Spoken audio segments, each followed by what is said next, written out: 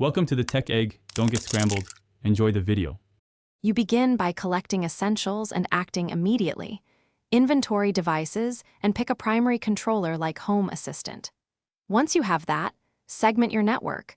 Create an EOT VLAN and enable WPA3 with 2FA to limit attack surface. Make sure your hub's firmware is up to date before adding devices. Then power up a single device and connect it through your chosen protocol. This first connection proves your architecture and reveals required drivers or adapters. Once devices are paired in small batches, you'll integrate them into logical groups and map automations that match real routines.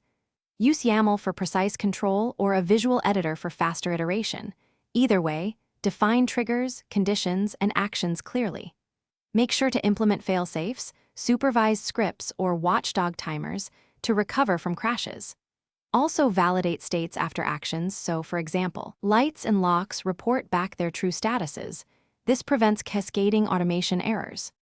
You finish by stress testing the system across typical and edge scenarios, morning routines, away modes, and emergency responses, confirming each automation behaves reliably.